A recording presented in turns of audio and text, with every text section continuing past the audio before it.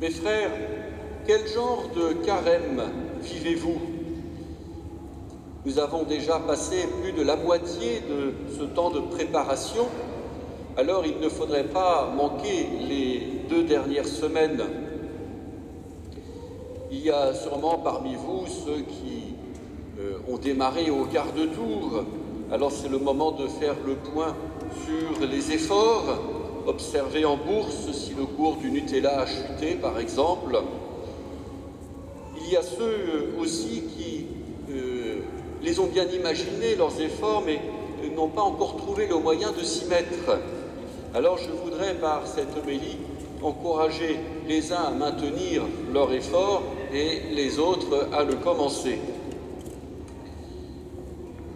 N'oublions pas que le but du carême, comme dit le psaume 50, c'est d'avoir un cœur contrit et humilié.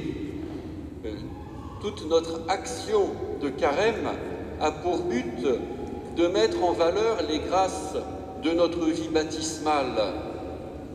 Saint Benoît dit dans sa règle que le moine devrait faire cela tous les jours de toute l'année, mais qu'en pratique, eh bien, puisqu'on n'y arrive jamais de façon totalement satisfaisante, au moins que pendant le carême, on y ajoute quelque chose, une forme d'excellence de la vie baptismale.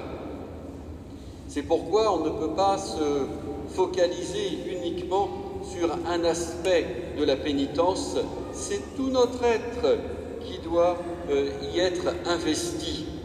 Selon la classification classique désormais, avec saint Augustin, eh bien, on peut distinguer que dans l'être humain, il y a le corps, une intelligence et une âme. Le carême doit concerner les 3 dimensions de notre être. Évidemment, la première au courant est sans doute l'intelligence, parce qu'on sait, il y a un calendrier, et à partir du mercredi des cendres, eh bien, intellectuellement, on sait qu'on est entré en carême. Mais il ne faudrait pas, évidemment, rester à ce niveau. Alors, il faut informer le corps. Et le corps, précisément, n'est pas l'intelligence. Il y a là un dialogue entre les deux qui passe par des actions concrètes. Et c'est là le sens précis des pénitences, en particulier des privations et du jeûne. Il ne s'agit pas de faire un exploit de la même façon qu'on pourrait compter le nombre de morceaux de sucre en moins, comme les sportifs, les coureurs par exemple, comptent le nombre de secondes en moins dans leur course. Plus ils progressent, plus ils vont vite. Il ne s'agit pas de faire un exploit, il s'agit simplement, par une décision de l'intelligence, d'informer le corps qu'il se passe quelque chose. Sinon, eh bien, je ne serai pas investi dans le carême par tout mon être. Et d'ailleurs, en général, le corps apporte une réponse à l'intelligence. Quand un jour de jeûne, eh bien, l'estomac gargouille, c'est bon signe. C'est-à-dire qu'en bas, on a compris et on informe en haut qu'il ne faut pas aller plus loin. Il y a une forme de dialogue qui est tout à fait vertueux. Il indique ce qui est bon, ce qui est nécessaire, mais aussi ce qui est suffisant. Il y a là une saine régulation.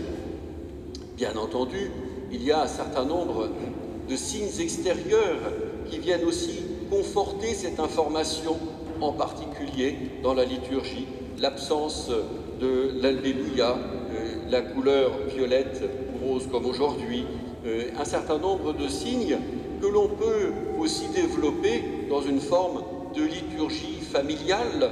Alors je ne vous demande pas de garder les assiettes ébréchées pour le carême, mais chacun peut trouver sûrement quelque chose à sa façon. Je connaissais même une dame qui faisait jeûner ses chats pendant le carême en disant il faut que toute la maison s'y mette. Voilà, je ne suis pas sûr que les chats aient beaucoup apprécié. Donc voilà comment, eh bien, tout à coup, il y a un entraînement vertueux qui fait que mon corps vient répondre à mon intelligence et la soutient, en particulier en termes de mémoire. Parce que quand on prend une décision, on a assez rapidement l'habitude de la laisser s'émousser et petit à petit de tellement s'y habituer qu'on l'oublie. Et le corps va nous rappeler, à travers les efforts dont il a pris l'habitude, que justement on est dans ce temps du carême. Et en particulier, il peut rappeler à mon intelligence qu'il faut avoir une forme de disponibilité pour Dieu et pour les autres. C'est quand même le sens premier du carême. Les deux premiers commandements, aimer Dieu et aimer son prochain. Alors là encore, c'est à mon intelligence de faire de la place dans mon agenda, d'augmenter peut-être les temps de prière ou la qualité de ma prière, peut-être en m'imposant des cadres un petit peu plus stricts. De la même façon, eh bien, mon intelligence va pouvoir attirer mon attention sur les autres, souvent pour voir ce que je ne vois pas, pour recevoir aussi et accueillir les appels auxquels je suis d'habitude un petit peu plus sourd. Voilà, tout cela, c'est l'entraînement corporel du carême, mais qui doit déboucher sur la plus haute dimension de ce carême, qui est précisément celle de l'âme. Il faut que tout cela concourt à faire vivre mon âme dans la présence de Dieu. On raconte ainsi dans les paroles des Pères du désert qu'un 25 mars tombant en plein carême, eh bien ce jour-là, c'était jour de fête et de réjouissance au monastère et que les moines avaient eu le droit de parler à table. Et tout à coup, un vieux moine se lève et s'exclame « Mes frères, taisez-vous, on ne comprend plus ce que l'on mange ». Tellement il s'était habitué à cette intériorité silencieuse du carême qui lui permettait de vivre en la présence de Dieu. Et tout à coup, à cause de ce jour de fête, eh bien, il s'en trouvait privé. Voilà comment le carême doit augmenter en nous ce désir de vivre dans la présence de Dieu, c'est-à-dire aussi cette conscience de la miséricorde de Dieu pour nous, car nous nous présentons devant lui non pas comme des conquérants qui chercheraient à mériter une place dans la fête pascale, mais tout simplement comme d'humbles pécheurs qui sont heureux de pouvoir aller à la rencontre de leur Seigneur, qui espèrent de lui le don de la vie éternelle.